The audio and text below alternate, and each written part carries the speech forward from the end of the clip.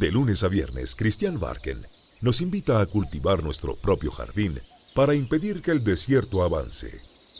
Una hora de autocultivo intensivo, con conversaciones, historias, viajes, pensamientos. Un viaje a la palabra lleno de asombro para desenterrar los tesoros que nos esperan en nuestro propio jardín a la hora del regreso a casa. En Pauta 100.5 FM, aquí comienza Desde el Jardín. Lo esencial de toda exploración será volver al propio jardín y ver las cosas por primera vez, decía T.S. Eliot. Y como siempre, queridos y queridas radiovidentes, porque ustedes al escucharme también me están viendo y se están imaginando este sendero de hojas secas que voy pisando, entrando o acercándome ya a mi propio jardín. Algunos están en Temuco, otros en Antofagasta, otros en Quilpué o en Limache o en Viña del Mar, en Valparaíso o en Santiago. Y yo me voy enrumbando, me voy devolviendo, voy regresando a mi centro, a mi hogar, a mi Ítaca, a mi propio jardín. Y voy caminando embriagándome del sonido de las hojas, embriagándome del sonido de los pájaros, volándome con este atardecer maravilloso, escuchando sonidos, por ejemplo, de mi leal pájaro chucao que está al fondo del jardín. La verdad es que la naturaleza completa es un estimulador de nuestras endorfinas o o todas aquellas sustancias que en nuestro propio cuerpo nos producen alegría y éxtasis. Y siento que todo lo que está alrededor nuestro es una invitación al asombro, a la alucinación. Y entonces me pregunto, ¿por qué los seres humanos a veces necesitamos, a lo largo de la historia, y esto viene de muy antiguo, necesitamos probar sustancias alucinógenas? ¿Por qué necesitamos consumir ciertas drogas para acceder a ciertos estados? ¿De dónde viene esto? ¿Cuál es el origen? ¿Ha sido siempre el hombre un consumidor de sustancias para tratar de acceder a estados de felicidad? ¿Qué pasaría si todos los seres humanos hiciéramos meditación en la mañana, en los colegios, a mediodía, en la noche? ¿Necesitaríamos todas estas sustancias? ¿O el hombre es tan frágil, está en la angustia ontológica profunda del ser humano, la incomodidad de ser, algunos la han llamado así, la desazón, otras veces puede ser el hastío, algunos lo han llamado el spleen, que necesitamos irremediablemente ecualizar para poder sobrevivir en un medio que a veces nos es hostil, puesto que la vida es dura? Son preguntas que me hago mientras regreso a mi propio jardín. Hace poco aparecieron una encuesta importante sobre el consumo de drogas, de marihuana, de cocaína y de otras sustancias artificiales en Chile, que dicen que estamos colocados en el top del ranking de la tabla de consumidores de esas sustancias en comparación con el resto de Latinoamérica. Y ahí empiezan a surgir otras preguntas.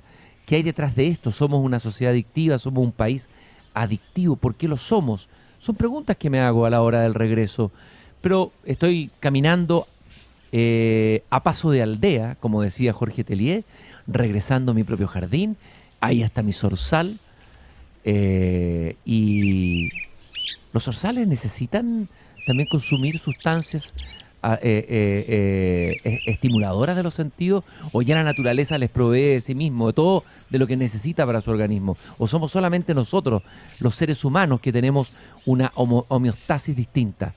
La verja del jardín está abierta y alguien está sentada, es una mujer, está sentada debajo de mi quillay en un banco, tiene un tablet y también tiene unas hojas donde tiene unos apuntes. Se ve una mujer estudiosa, pues que esté estudiando y haya pasado por aquí, puede ser un estudiante de la universidad que haya pasado por aquí y está preparando algo. Hola, buenas tardes, qué gusto de tenerte aquí en el jardín. Hola, ¿cómo estás? Bien, bien. ¿Cómo llegaste? Llegaste caminando, me imagino. Caminando, me encanta la naturaleza, sentarme a leer con los ruidos de los pájaros, del agua que hay acá, muy agradable. ¿Te gustó mi jardín? Me encantó, precioso. Y veo que tienes una tableta ahí con unas imágenes, veo unos cerebros en esa tablet. ¿Qué es lo que estás haciendo con esos cerebros ahí? estaba revisando unas imágenes de cerebros de escolares, adolescentes que consumen marihuana y comparando y viendo cómo son estos cerebros con los de aquellos que no consumen nada. Y estas imágenes que las hicimos en un estudio, que son de 40 cerebros de consumidores, de escolares, que los sacamos de clase, que estaban tratando de comprender lo que decía el profesor. Los llevamos a la clínica y les pusimos un medio de contraste y les miramos el cerebro y sacamos estas fotos que tú estás viendo acá y Ahí como que comparamos. se me apagó un poco el tablet. Ahí si me lo puedes mostrar mejor. Se me perdió. Eran unas imágenes bien impresionantes. Espérate, ¿y este estudio se hizo en un colegio determinado o No, en se hizo en varios colegios. En varios colegios, En ¿ya? varios colegios y colegios particular subvencionados, municipalizados y particulares. Seleccionamos, nos costó seleccionar la muestra porque tenían que ser consumidores solo de marihuana y no de otra droga. Entonces, ahí la muestra se fue acotando. Tuvimos que pedir autorización a los padres porque los íbamos a sacar del colegio, los íbamos a llevar a una clínica, les íbamos a poner un medio contraste y les íbamos a mirar el cerebro. Uh-huh. Y por eso se nos fue acotando la muestra y de 564 quedaron 40 consumidores puros y 40 no consumidores. A ver, me tienes que explicar, yo no sé si tú te dedicas a la neurobiología o a la neurociencia o estudias algo así. ¿Cuál es tu ocupación?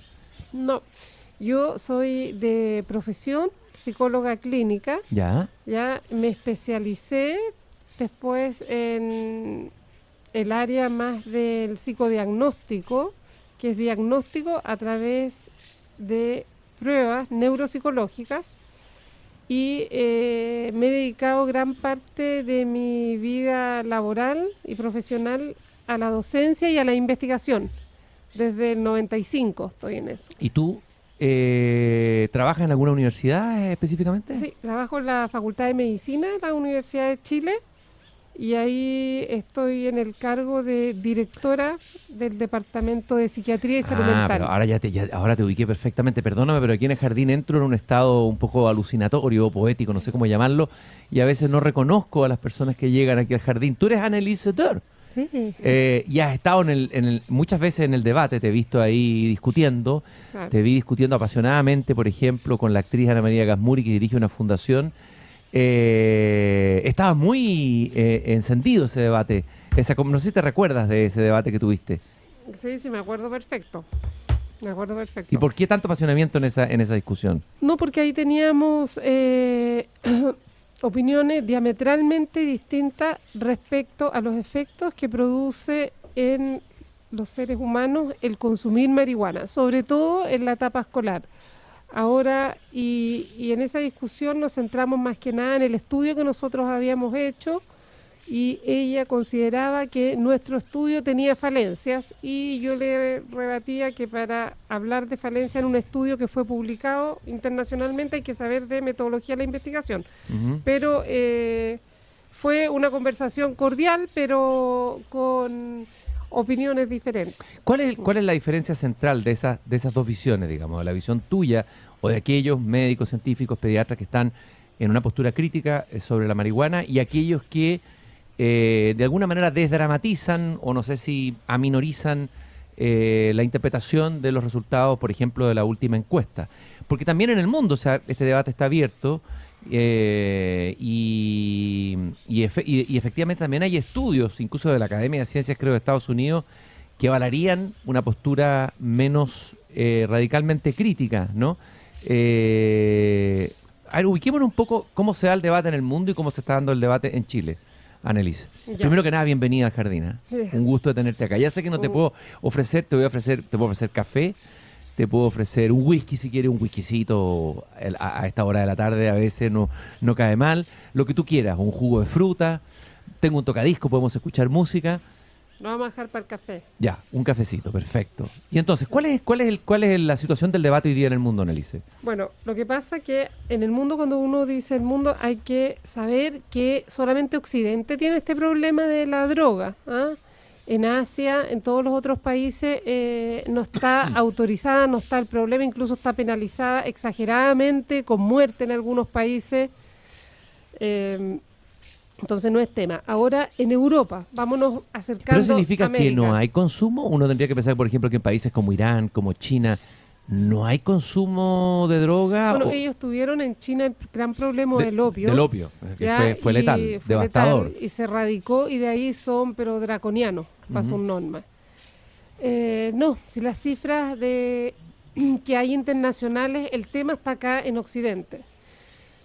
¿Cómo está en Europa? Respecto a la marihuana te voy a hablar yo, que es mi tema, en el sentido de que a raíz de este estudio que hice y de cómo empezó a posicionarse el debate de la legalización de la marihuana, es que me he visto en debates o me he visto invitada a exponer sobre nuestro estudio, y además formo parte de un grupo que es Advocacy, junto con todas las sociedades científicas y médicas, que se preocupa de informar a la población, prevenir, ¿ya? Y dar cuenta de cómo está el estado del arte respecto a la investigación en los efectos de la marihuana en el ser humano. Y entonces, ¿cuáles son los Bueno, como te decía, en Europa no está legalizado, ¿ya? Hablando de la situación en el mundo, de la situación excepto en Holanda, que se vende la marihuana, pero con mucha restricción. En coffee shop tú tienes que comprarla mayor de edad, con tarjeta de crédito, de manera de irte siguiendo, y el ministro de Salud holandés ha alertado a las autoridades del gran problema que están teniendo con los adolescentes. De hace varios años está esto. Entonces, por eso están poniendo cada día más cortapisas.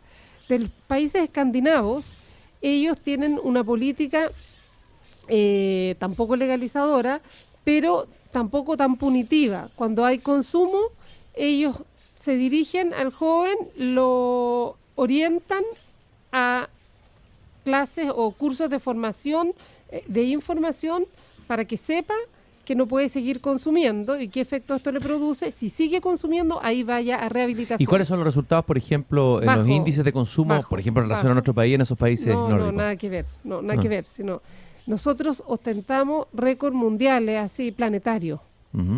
Es que no se han dado nunca, ni en América. ¿Qué pasa en Estados Unidos? Y en Estados Unidos empieza el tema del negocio. El tema del negocio se empieza a bajar cada vez más el cigarro como negocio, entonces las tabacaleras comienzan a apostar a la marihuana. Y eso pasa con Marlboro, por ejemplo, ¿no? Con Marlboro, con varias... Creo que Marlboro está lanzando o lanzó ya una marca o un tipo de cigarrillo con marihuana, tengo entendido, ¿no? Sí, tal cual. Lo importante es saber que esta estrategia de asociar un producto a posibles efectos medicinales ya se hizo con el cigarro. Y yo te puedo mostrar aquí estas imágenes, cómo fue con el cigarro. Aquí. Cómo fue con el cigarro, esto. Y tú ves aquí al doctor Bates, ¿ya? Recomendando a principios de 1900 el cigarro para el asma.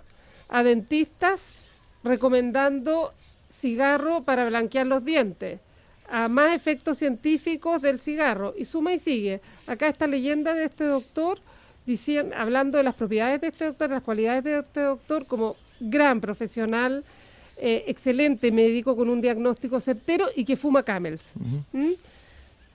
Esto fue en todas las revistas Life, todo, y se asociaba siempre el producto con la bata blanca. El otorrino naringólogo, dale unas vacaciones a tu garganta y fuma Camels. Esta niñita diciéndole al doctor cómo puedo vivir 100 años y el doctor fuma Camels. Bueno, así había muchas. ¿Qué quiero decirte con esto? La fórmula ya se conoce. Cómo hacer más comercializable un producto. Y es lo que está pasando hoy en día con la marihuana. O sea, ¿tú quieres decir que todo este movimiento que hay a favor de la despenalización, procanábico, en el sentido del uso médico del cannabis, está de alguna manera asociado con operaciones de marketing de las grandes tabacaleras? Totalmente. ¿O de Estoy quiénes? Estoy convencida de eso. Aquí hay una gran industria, porque ¿quién gana con esto? Si las investigaciones te muestran una y otra vez que como producto, porque no es, la marihuana nunca ha sido medicinal, la marihuana tiene 500 sustancias distintas, esa hojita que tú ves tiene 500 sustancias distintas. De esas 500 sustancias distintas, 70 son cannabinoides, ¿ya? Es decir, que se recepcionan en tu cerebro. Ujú. De esos 70, Ujú. se conocen dónde se recepcionan solo 2, bien, ¿ya? Que son el CBD y el THC. El CBD tiene que ver con el control de la excitación de la neurona y se ha estado probando para epilepsias gravísimas, que son menos del 1% dentro de las epilepsias, Ujú. que son Lennox-Gastaut y Dravet. Y se ha probado sin parar, viendo que en algunos casos baja las convulsiones. Son niños que convulsionan todo el día. Pero tampoco sus efectos son mejores que los anticonvulsionantes clásicos. ¿Me sigue? Sí, entiendo. Siendo solamente en casos contados. Un caso no te hace ciencia y por eso se tiene que seguir investigando. Para el dolor, que es lo que dicen que hace efecto, todos los anestesistas te dicen que todos los derivados de la morfina son más efectivos. Ahora, tú ves y te dice de repente grupos Pero la procannabis- morfina me imagino que es mucho más adictiva y mucho más no, peligrosa. pero es que la ¿no? morfina Claro, se claro. sintetiza en laboratorio, Ujú. la codeína. Ujú. ¿se me Pero de todas entiende? maneras igual debe ser adictiva, Pero ¿no? por supuesto, y por eso se da con estrictas medidas de seguridad, con receta retenida, te lo tiene que dar el doctor, pero tú no andas con la amapola de opio haciendo remedios para el dolor en la cocina de la casa, Ujú. como se quiere hacer con la marihuana. La marihuana, como te digo, tiene 500 sustancias distintas y tú no puedes estar haciendo en tu cocina remedios caseros para el dolor y ponerte en la rodilla un aceitito. Ahora, la pregunta, Annelise, es por qué, a ver, el consumo de drogas y el consumo de sustancias, alucinógenas, en las culturas primordiales estaba limitado a cultos religiosos, a efectos Sí. rituales. Pero siempre el hombre ha consumido todo tipo Sí. de sustancias. Sí. Desde la taza de café que tomamos, el alcohol, el alcoholismo está socializado en Chile, está incluso aceptado a nivel de adultos. Este es un país bien alcoholizado, diría yo, ¿no? No sé si estás de acuerdo en eso. Con Rusia probablemente seremos de los países más alcoholizados del Sí. mundo. Entonces, la pregunta es ¿por qué se disparan en Chile, se disparan estos índices entre el año 2000? ¿Cuándo es el alza más grande del último informe 2011. del 2011 hasta ahora? ¿Qué es lo que explica este dispararse? ¿Cuáles son las causas más profundas? ¿O son varios elementos que podrían explicar este...? Ya, hay dos preguntas lo que tú me estás haciendo. Sí. Uno, ¿por qué se consume? Y otro, ¿por qué se dispara? Sí, la primera. La primera, ¿por qué el hombre consume? Sí, como claro. tú dices. Sí. Bueno, ahí me acuerdo de mi abuela paterna que siempre me decía cuando yo estaba en problemas, mijita, ¿quién le dijo que la vida era fácil? Mm. A ver, ¿quién se lo dijo? ¿Quién le contó eso? Eso no es así. ¿Mm? La vida es difícil. De repente uno necesita un poco, yo te diría, anestesiarse o sentir más placer para combatir el displacer que siente o la angustia. Entonces ahí el ser humano tiende naturalmente a recurrir a cualquier sustancia que haya probado y que le haya provocado cierto alivio. Eso es un factor. Lo otro es la etapa donde más se consume, que es la adolescencia. El adolescente tiene características propias que lo hacen ser más riesgoso en su vida. Uno cree que las leyes que rigen al resto de la gente no rigen para él. Ahí está el embarazo adolescente, está el manejar bajo efectos del alcohol, qué sé yo. No me va a pasar O a sea, mí la nada. adolescencia es una de las etapas más vulnerables Más de la vida vulnerable, humana, en donde ¿no? se busca también desafiar la autoridad. Se busca desafiar la autoridad en el sentido a los padres, a los... Eso es necesario incluso. Es necesario. Es decir, un adolescente que no se revela no sería un adolescente, ¿no? Claro. Ahí tenemos montones de libros literarios desde el Demian de Germán Hesse, Sí. pasando por todas las novelas que se han escrito sobre este periodo. O sea, es una edad, además una edad muy creativa, es una Claro. edad, pienso, no sé, en la figura de un Rimbaud, el eterno adolescente, pienso... Exacto. Ok, es una edad vulnerable, Es una edad vulnerable, una edad pero que tú ¿por qué crees aquí, que no pero ¿por qué rigen las aquí en leyes? Chile? ¿Qué pasa con la adolescencia aquí en Chile? Habría que focalizarse ahí. Entonces. No, eso no... mira, entonces, ¿qué pasa acá en Chile? El tema de la marihuana se ideologiza. ¿Ya? Entonces pasa a ser la gente que habla a favor de la marihuana se asocia a personas libre pensadoras, Progresista, progresistas, abiertas de mente. Ujú. Y la gente que habla y que dice, oye, la marihuana hace mal, lo asocian como a la autoridad, a los padres, a lo que ellos quieren diferenciarse. A posturas conservadoras. A posturas conservadoras que no quieren asociarse, verse ellos en ese mismo grupo. Entonces, yo creo que eso aquí se da muy fuerte, porque eso se está dando a nivel en Occidente bastante generalizado, pero aquí en Chile se da muy fuerte y además respaldado por falsas verdades, es decir, falsas noticias o cómo se llama, fake Lo que news. se llama hoy día la posverdad. La posverdad. O sea, habría una posverdad en el ámbito de la droga hoy día en el mundo. Totalmente, eso totalmente, y te lo puede afirmar cualquier científico. Entonces, por un lado, los padres le dicen, oye, yo creo que esto hace mal. Siempre se ha dicho que hace mal, y dices, ¿de dónde sacas eso? Métete a Google y vas a encontrar los efectos beneficiosos del consumir marihuana. Ahora, cuando tú te vas a Google, también hay que saber cómo diferenciar una información científica validada y confiable de una no. Ahora, también existen, no se uno sabe. ve, no sé si solamente en Google, sino también en los medios de comunicación, bastante activamente algunos científicos, incluso médicos, que están en la postura contraria a la tuya, Annelise, a los que están... ¿Cómo se da esa proporción en la comunidad científica? Es muy menor. ¿Es minoritaria? Es absolutamente? minoritaria. ¿Y en Chile también? Muchas veces lo que hay más, se puede saber, médicos que no saben, que no es su área de especialidad y que en realidad también se ven confundidos por la información que leen, ¿me entiendes? Y que no se han preocupado de saber mucho, pero a la hora de prescribir un fármaco no lo pueden hacer. ¿Ah? No es llegar y prescribir un fármaco en base a un cannabinoide CBD. ¿Ah? Tú tienes que tener la autorización, saber de los efectos Ahora, posibles. la pregunta que te hago, ¿tú crees que porque hoy día la marihuana es ilegal en Chile y sin embargo el consumo se ha disparado? Porque uno diría, en un país donde se ha legalizado y uno diría se disparó el consumo, uno haría esa relación, pero... No, por lo que yo creo que es por lo que te dije, se ideologizó el tema, por un lado, imperó la posverdad, se dejó de oír a las sociedades científicas y médicas,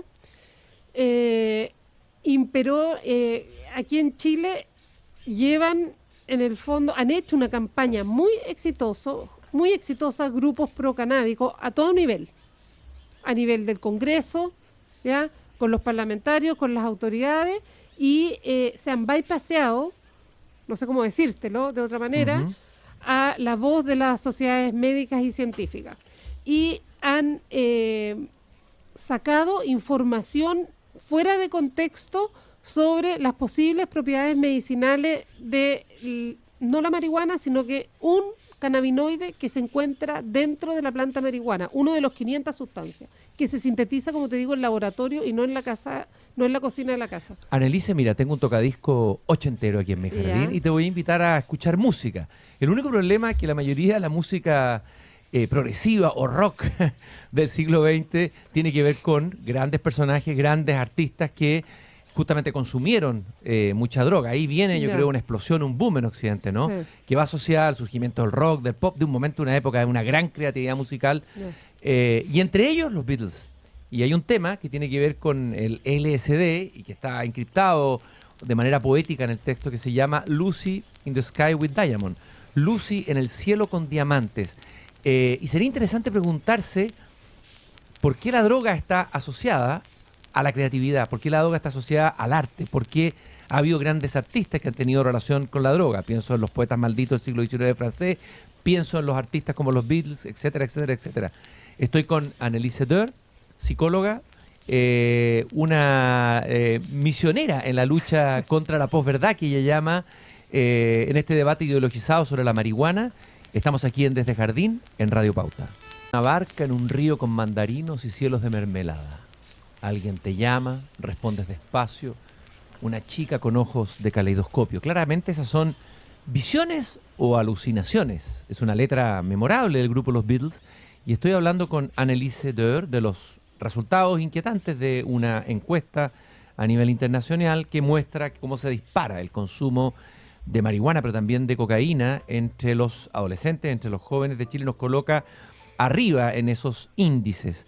En los índices, entre comillas, de desarrollo. Hay varias cosas que quiero preguntarte, Anneliese. Anneliese Deur es doctora en psicología, directora del Departamento de Psiquiatría de la Universidad de Chile. Hablábamos de la relación entre el arte, la creatividad y el consumo de marihuana, a veces de alcohol, en el siglo XIX el hashish o la absenta, que era esa bebida tremenda que incluso consumieron artistas tan geniales y tan importantes como Picasso y para qué decir los poetas malditos Rimbaud, Verlaine y compañía.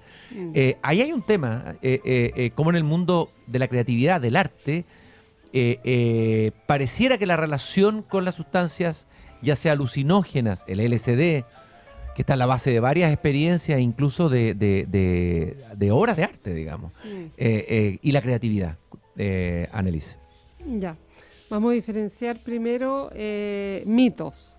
El grupo de los hashishien, que les decían al grupo de Rimbaud, que usaron por un tiempo acotado la marihuana, incluso escribieron un libro sobre eso, fue en un tiempo agotado y no fue relacionado con la creatividad en ellos. Ellos empezaron a experimentar qué producía. Y en algunos sentían realmente un alivio, ¿ya? Y una sensación de baja de angustia. Eso es por... Bueno, de hecho, perdón, hay un texto famoso de Rimbaud que dice: ha llegado el tiempo de los asesinos, asasá. Y la palabra viene de al-Hashish, que era una secta islámica extrema del siglo XIX-XVIII, en que consumían, antes de perpetrar un acto violento, esta secta consumía esa sustancia para atacar al enemigo. Y uno piensa que a lo mejor en el momento en que está escribiendo estos textos, uno se pregunta, Rimbaud, ¿tuvo estas visiones solo o se coadyuvó o coexistió? Bueno, yo creo que en el mundo artístico está clarísimo, y en el mundo musical también, que el consumo de este tipo de sustancias es parte de la, por lo menos en Occidente, digamos, ¿no? Bueno, ¿qué efectos? Para eso hay que entender qué efectos reales tiene la marihuana en el cerebro, y entender que en algunos le afecta más. Pero hay áreas, y eso lo vimos en el estudio nosotros también, que se ven afectadas con el THC. El prefrontal, que está detrás de tu frente, que son varias áreas distintas y que tiene que ver con el control de la conducta impulsiva, que tiene que ver con la planificación de tus actividades y con no dejarte llevar por el placer inmediato, te diría. Es como tu agenda. O tu super yo. O tu super yo, exacto. Hoy día para no voy a quedar... en terminología freudiana. Claro, no voy a quedar en la cama aunque haga frío, ya tengo que la levantarme. gana. La gana, claro. No la voluntad, la gana. Claro. ¿Ya? Esa es un área que se ve muy afectada con el THC. Se ve afectada el hipocampo mucho, que tiene que ver con la memoria, y por eso esos blackout de memoria que produce la marihuana, ¿ya? Y se ve afectada también uno de los circuitos que tiene que ver con el control del ánimo, que es el área 25 de Brodmann. Especifica dónde está eso y qué es lo que es eso, Anneliese. No, el circuito es uno de los tantos circuitos que tiene que ver con el control del ánimo. Es por eso que los clínicos, cuando veían un consumidor de marihuana, lo veían amotivado, que como que todo le da lo mismo, el no estoy ni ahí. Plano, es como plano, ¿no? Claro, es como el como no estoy ni ahí. Es como, bueno, ya, ¿vas o no? ¿Vas a ir a dar la prueba? No sé, igual me quedo acá. Esa cosa como amotivacional, síndrome amotivacional. Eso tenía que ver, yo creo, con con lo que se vio en el SPEC, en las imágenes del área 25 de Brodmann. El cerebro está dividido en áreas, como el mapa mundi en países. Área 1, área 2, área 3. El 25 tiene que ver con el ánimo. Bueno, pero el prefrontal, que quiero llegar de nuevo a la creatividad. El prefrontal, en el fondo, es lo que hace que tu idea llegue a puerto, que tu meta, tu proyecto, tú la logres y no te quedes en la cama porque hace frío y tú digas mañana lo hago, sino que el prefrontal, tu agenda y tu superior, como tú dices, te dice, ya Cristian, tienes que ir a entrevistar, tienes que ir a tu jardín. Tienes que ir a cuidar tu jardín, tienes que ir a jardinear, claro, antes que se seque, antes que el desierto avance. Exacto. O si no te quedas y dicen, no, si igual puede llover, claro, déjalo, lo dejas a la suerte, al destino, y te quedas funcionando con tu cerebro primitivo, que está más al fondo, más adentro, como el núcleo, ¿sí? Que te dice, déjalo, que te lleva por el placer nomás. Ahora, que funcionas con el principio de placer. Ahora, ¿qué pasa? El principio de placer de nuevo Freud, sobre el principio de realidad, que son esas dos fuerzas que combaten en el ser humano. El principio de placer contra el principio de la realidad, ¿no es cierto? ¿Qué pasa? que en algunas personas, yo creo que en todos les afecta la inteligencia, y eso ya lo han mostrado estudios, ¿ya? Que el consumir, cuando tú comienzas a consumir en la adolescencia sistemáticamente marihuana y te siguen a lo largo de los años, se hizo un estudio con 1.037 sujetos, ¿ya? Y se los evaluó en 3 momentos distintos hasta los 38 años. Habían empezado todos como a los 14, 15. Y en promedio les bajó 10 puntos su CI. Eso quiere decir que si tú eras brillante pasaste a normal y si tú eras normal pasaste a limítrofe. ¿Ya? Qué brutal ese índice, ¿no? Claro, pero eso es la inteligencia. Pero la creatividad va por otro carril. Entonces, si tú apagas el prefrontal, que es la que te dice, bueno, escribe acá lo que se te ocurrió. Llévalo, concretízalo. ¿Ah? Eso se te apaga, pero la creatividad que está en el cerebro primitivo, que está por otro circuito que es distinto, esa no se te ha apagado. Incluso se dispara. Incluso se puede disparar. ¿Ya? Ahora, llegar siempre a concretarla es más, no siempre es fácil, pero se puede, y qué sé yo, si hay un grupo, que hay uno que se le ocurrió la música y el otro la pescó, la grabó y la plasmó, ¿me entiendes? Porque en también, ese sentido. Porque pero también en la creación estética se requiere voluntad. También se piensa Por en eso. el mito, porque es el mito del artista maldito que tal vez ha primado acá, el artista más impulsivo, pero también la voluntad, el oficio, el arte, la técnica son fundamentales en el arte. Estamos conversando con Anneliese Dörr aquí en Desde el Jardín, rodeados de plantas.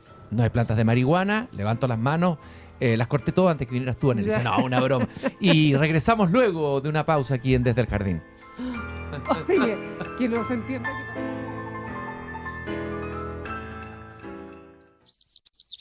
Seguimos conversando desde el jardín con Cristian Barken en Pauta 100.5.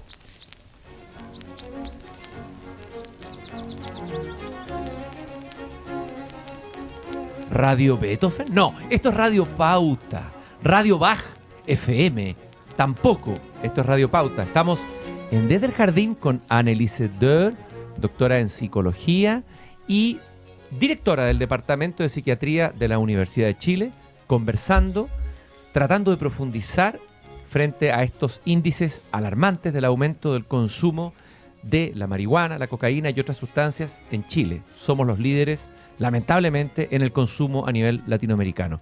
Y estábamos hablando antes de ir a pausa, Anneliese, sobre la relación entre la creatividad y el arte y el consumo de drogas. Entonces es interesante porque estábamos hablando de artistas del siglo XX. Esto está muy asociado al artista maldito, a la figura del poeta maldito, a la figura del rockero.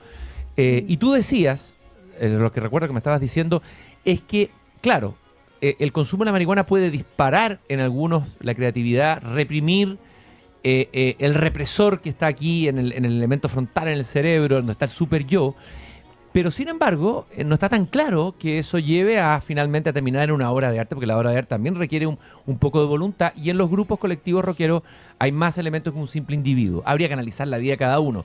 Un tipo como Mick Jagger, uno se sorprende que haya sobrevivido a la cantidad de consumo que se cuenta o él mismo dice que ha consumido a lo largo de su vida. Un tipo que ya tiene más de 70 y tantos años y pareciera intacto, pero ahí parecieran haber causas genéticas. Pero es interesante pensar en los grandes artistas premodernos, por decirlo así. Antes de la vanguardia, antes de la... por ejemplo, Bach, que tal vez es uno de los colosos más grandes. Alguien dijo alguna vez que en la música Bach... Bach era el padre, Mozart el hijo... No, Bach era el padre, Beethoven el hijo y Mozart el Espíritu Santo. Y la música de Bach era la esencia en eterno divertimiento. Creo que lo dijo Goethe eso. Bueno, ¿qué pasa con Bach? Estos grandes artistas habrían llegado a realizar estas obras monumentales consumiendo marihuana? Pregunta para Anneliese Dörr.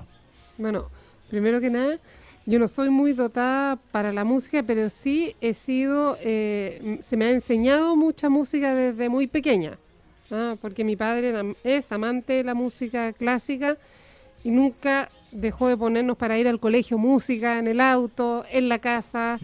Entonces es un oído que ha sido entrenado, ¿no? Si bien no soy muy dotada.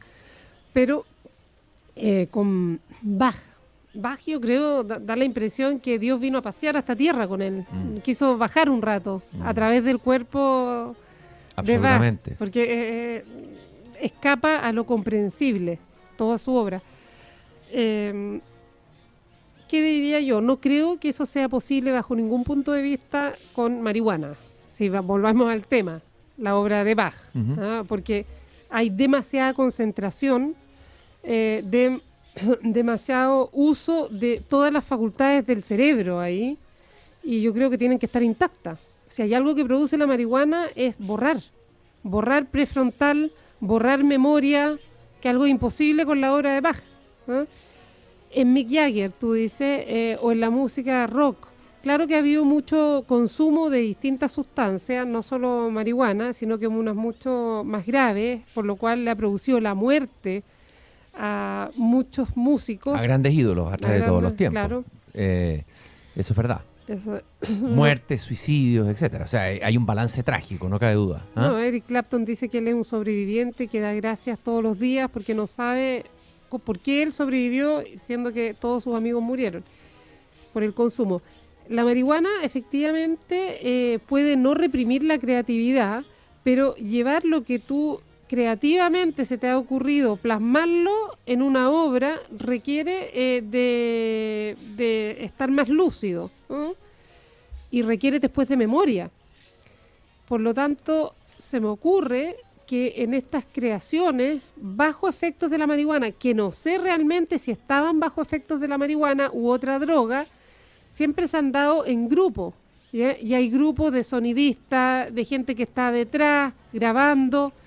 Entonces, puede ser que eso haya permitido que esa iluminación creativa que le vino bajo algún efecto se haya podido conservar.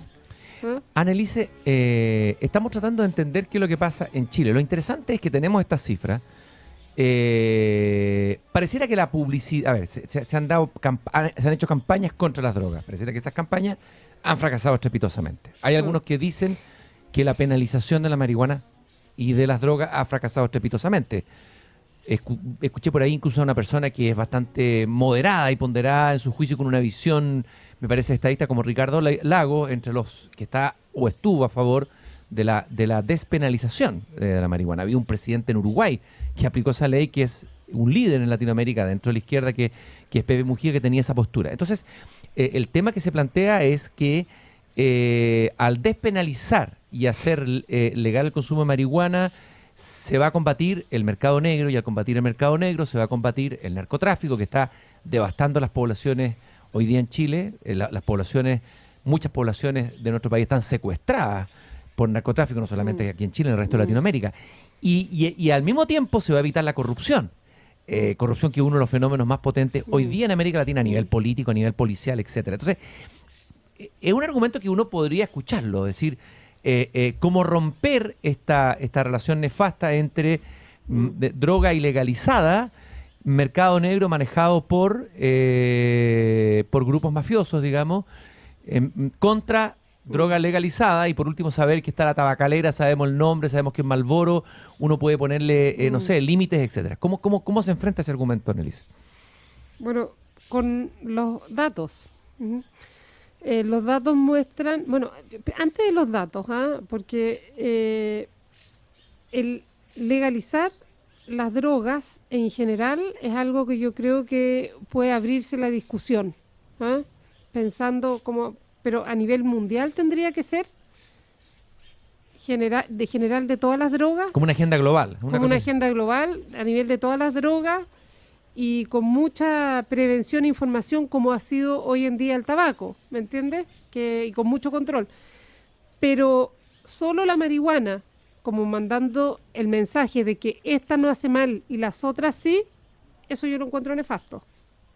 Pero eso es una opinión personal. Ahora vamos a los datos. La marihuana como que tiene buena prensa. Buena prensa, y eso es falso. Va asociada a buena onda, entre comillas, claro, asociada a creatividad, claro, y es como decir al lado del alcohol, claro, o del alcoholismo. Y es verdad, porque el alcoholismo es tal vez una de las, claro, digamos, de las adicciones más devastadoras en una sociedad como la chilena, claro, un país muy alcoholizado. Claro. Entonces, claro, la marihuana parece como que no tuviera efecto, que fuera inocua, y tú afirmas lo contrario, tú afirmas que ahí hay un error, un error de base. Sí, es un error de base, un error científico, y es una irresponsabilidad decirlo, porque tiene sus consecuencias.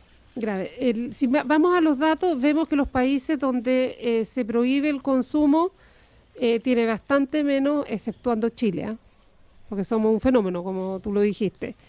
Los índices de consumo son bastante menores que en los países donde es Uruguay y Canadá recién, y los otros son algunos estados de Estados Unidos. Si vamos a los estados de Estados Unidos, si vamos a Uruguay, en Uruguay igual se disparó el consumo en los escolares. Yo quería preguntarte, ¿qué pasó efectivamente?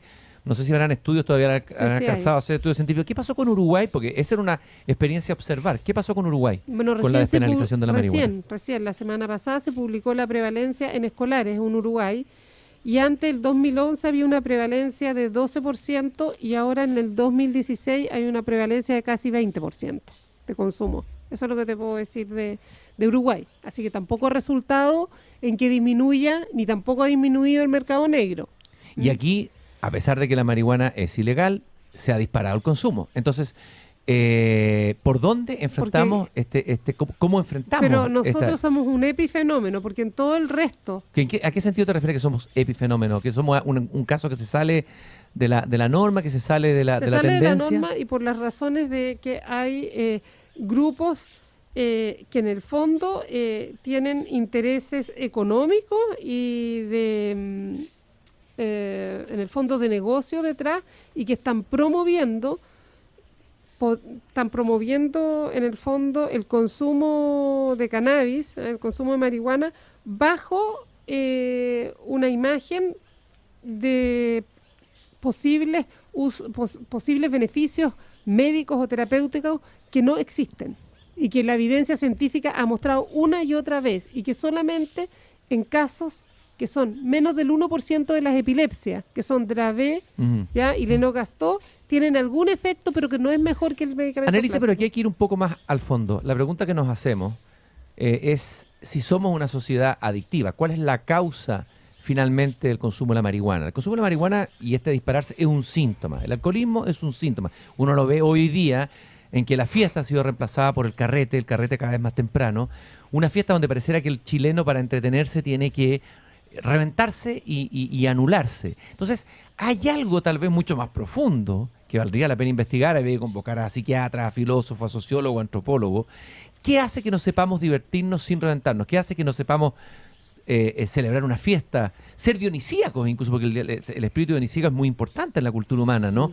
El placer uno lo ve en algunos países del Caribe. Fíjate tú que hay países del Caribe, me imagino, no sé, Colombia y Venezuela tienen índices mucho más bajos que los nuestros. Son países que parece que saben divertirse más que nosotros.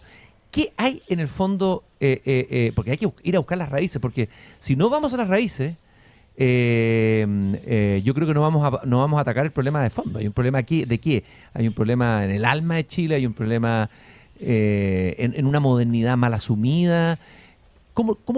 ¿Qué hipótesis podrías aventurar tú en torno a esto, Annelise? Una irresponsabilidad de las autoridades y una irresponsabilidad del rol parental. Y ¿Debilitamiento de la figura paterna? Sí. Y el debilitamiento de la figura de los padres está entremezclado el factor de que también han sido engañados con la falsa propaganda de lo inocuo del consumo de marihuana, y que es peor otras drogas que la marihuana cuando son distintas, no es una mejor o peor. Y yo creo que los padres hoy en día tienen miedo ya a que los hijos los vean como autoritarios. Se confunde autoridad con autoritarismo. Un niño, un joven de 14 años, un niño, es un cerebro que todavía no está terminado, que recién termina de formarse a los 21 años en los hombres y a los 19 más o menos en las mujeres. Puede ser después también. Entonces es una obligación de los padres cuidar a ese joven de 14 años, cuidar a ese joven de 15 y 16 años, y para eso tienen la obligación de informarse bien. ¿Y cómo se puede informar? Cuando las autoridades le informan bien. Entonces es una cosa que viene desde arriba. Ahora, este debilitamiento de la autoridad o de la figura paterna me parece que es un fenómeno no exclusivamente chileno. Me imagino que también ese debilitamiento se da en otras sociedades, o no, en latinoamericanas. ¿Es el único factor o pueden haber otros? Porque ese puro factor no explicaría... No, por eso digo a nivel país. A nivel país había un problema a nivel de las autoridades que han sido irresponsables para escuchar la evidencia científica sobre, pues yo voy a hablar del consumo de marihuana, sobre el uso de la marihuana y el efecto que tiene en el desarrollo del cerebro del ser humano. Ahí ha habido las autoridades. Mira, en mayo, la Cámara de Diputados votó casi por unanimidad hacer una ley pro legalización de la marihuana. Ujú. ¿Ah? De Sí. plantar plantas en las casas, es decir, empezar a cocinar marihuana en las casas y a consumir. ¿Qué imagen es eso para un niño? Sí. Estaba pensando que tratando de buscar los factores también, yendo como más al fondo, una mirada más sociológica, antropológica de este problema. Chile, dentro de Latinoamérica, es un país estrella en el sentido de su desarrollo económico, un país que ha alcanzado índices en la modernización, en la entrada de modernización, que lo hace ser el país estrella. Qué curioso que el país, que se supone que ha tenido un desarrollo económico mayor y una modernización más eficaz, tenga estos resultados. Y si uno lo relaciona y ve que Estados Unidos está en la punta también del consumo de marihuana y de otras drogas, dice, no habrá una relación en una modernidad que tiene que ver con el desarrollo económico, el desarrollo material, pero no y que deja vacíos en el tema del sentido, en el tema espiritual, etcétera. ¿No será ahí donde estará uno de los factores de una ansiedad, de una angustia que busca anestesiarse con este tipo de droga?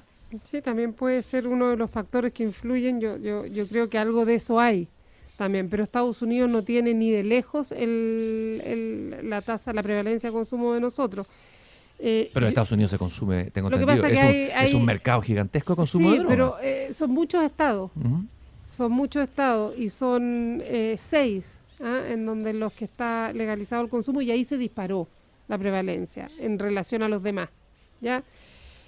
Lo que te quería decir respecto al tema de que somos un país que, si bien tenemos índices económicos fantásticos y la población consume, ojo, que empieza a aumentar el índice de consumo el 2011. ¿Ya? Ahí empieza a aumentar cuando la publicidad, empieza a aumentar la publicidad engañosa respecto a las propiedades medicinales de la marihuana, y las autoridades en el segundo gobierno, creo que fue en el último gobierno, bueno, en los últimos, hoy en día están mucho más, se están poniendo las pilas últimamente, pero las autoridades anteriores despreocuparon esa área, francamente, y ahí empezó a aumentar el consumo. ¿Qué pasa cuando tú empiezas a perder capital humano? Porque eso es lo que va a pasar. Porque lo que se pierde si tú empiezas a consumir a los 14 años marihuana es inteligencia.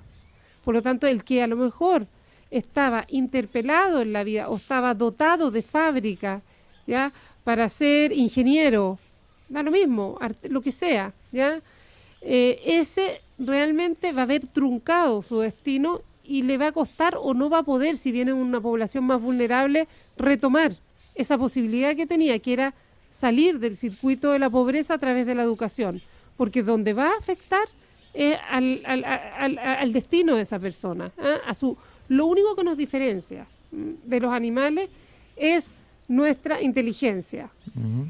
Es el prefrontal. Si tú miras el prefrontal, ¿ya?, en la frente, así de un chimpancé, ves que la frente es para atrás. Ujú.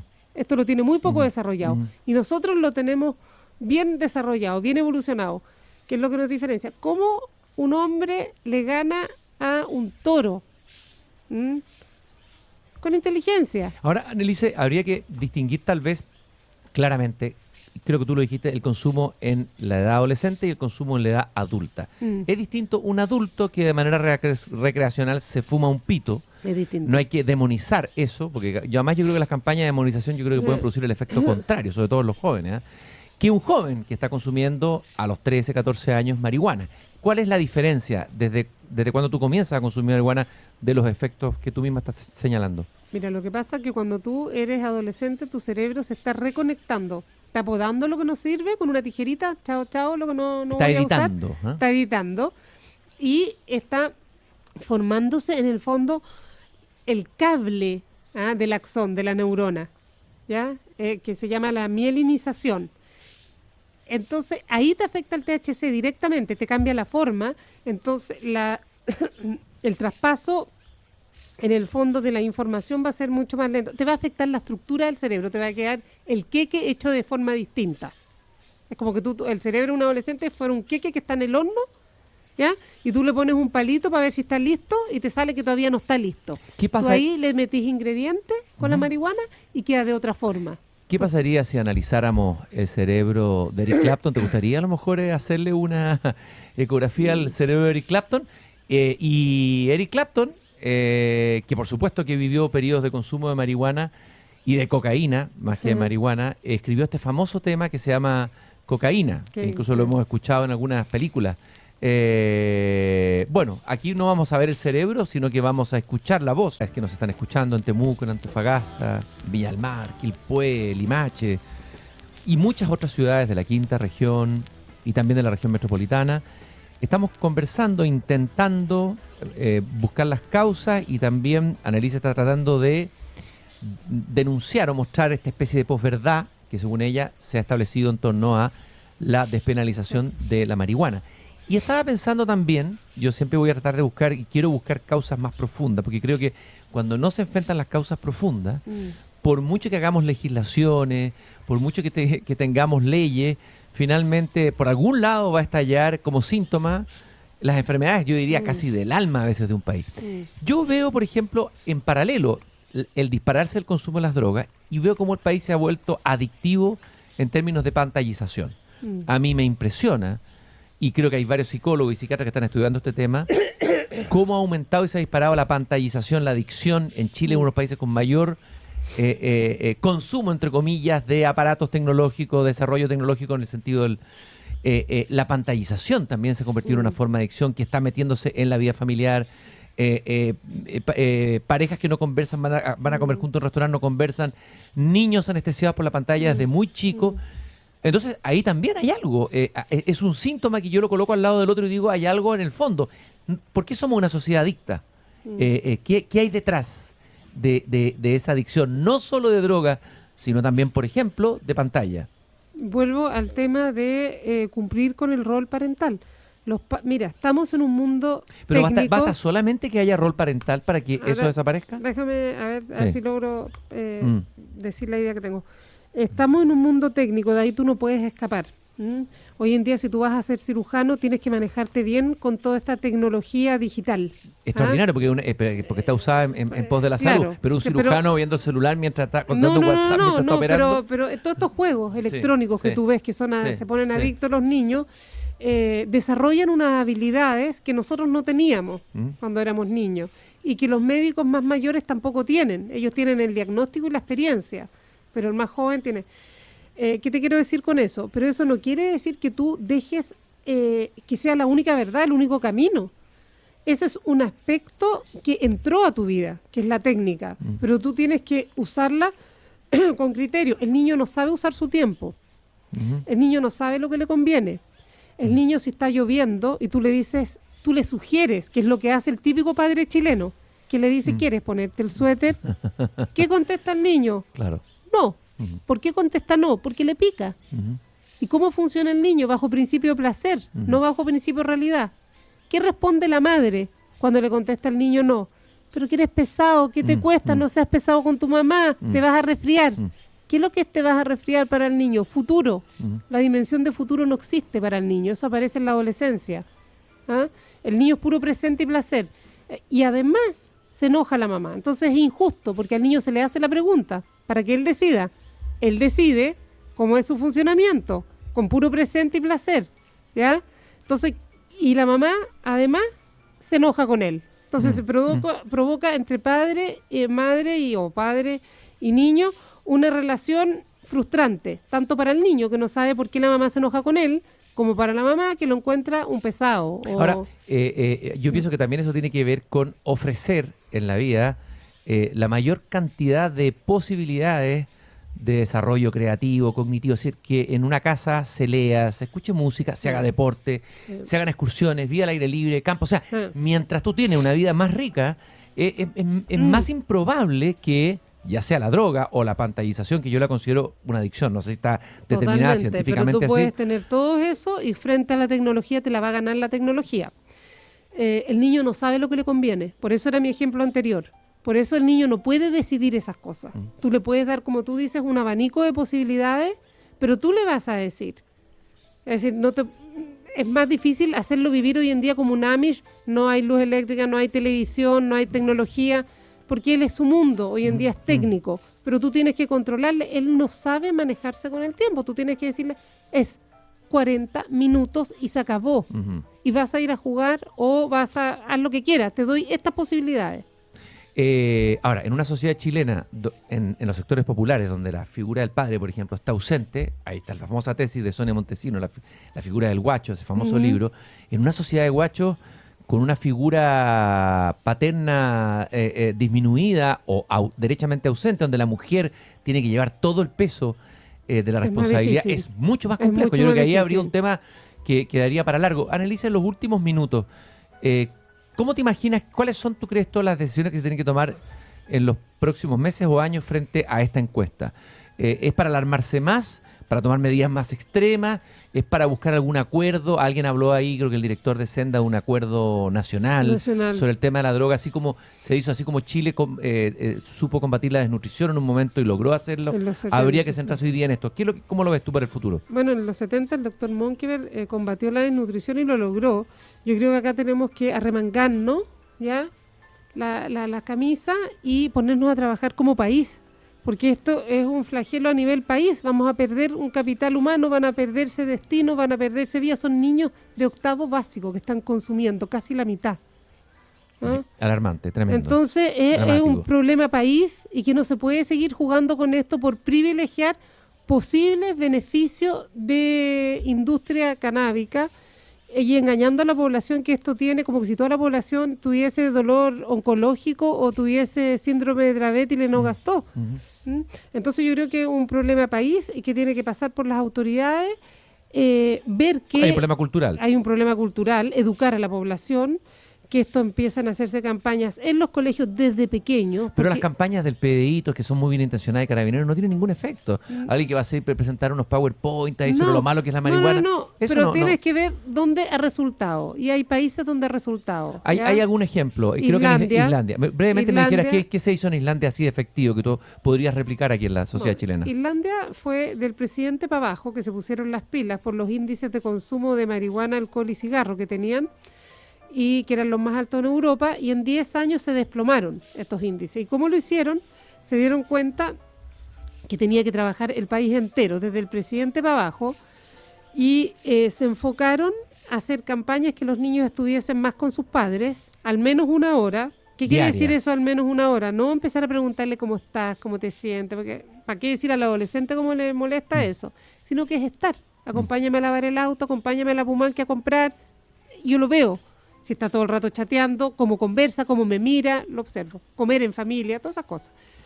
Después, deporte, actividad extraprogramáticas con responsabilidad. Es decir, si yo voy a hacer atletismo, yo voy a competir, voy a entrenar todos los fines de semana, voy a competir voy a hacer de esa actividad extraprogramática que la que más me gustaba, voy a hacer una actividad con sentido para mi vida. Y lo tercero es hacer un contrato con ellos para que no consuman nada antes de los 18. Para hacer ese contrato tú tienes que haber empezado la campaña y a concientizarlos desde pequeñitos, como se hace con el cigarro, o si no, no te resulta. Annelise, yo te quiero agradecer mucho haber llegado azarosamente aquí a mi jardín, justo en el momento en que me hacía la pregunta, regresando a esta hora de la tarde. Y me gusta esta idea de estar una hora, estar con los otros, como hemos estado nosotros conversando en un jardín mientras anochece, darnos el tiempo de estar al lado del otro, estar ahí, estar presentes, ¿no? Muchas gracias, Annelise. De nada, un placer haber estado aquí en este jardín contigo, Cristian. Lo mismo yo. Nos encontramos entonces mañana de nuevo aquí en este jardín cuya verja abre mágicamente a las 7:30 de la tarde. Es hora de entrar y cerrar la puerta por hoy. Mañana, Cristian Barken nos invita a volver a salir al aire libre para cultivar las ideas y las palabras desde el jardín, en Pauta 100.5.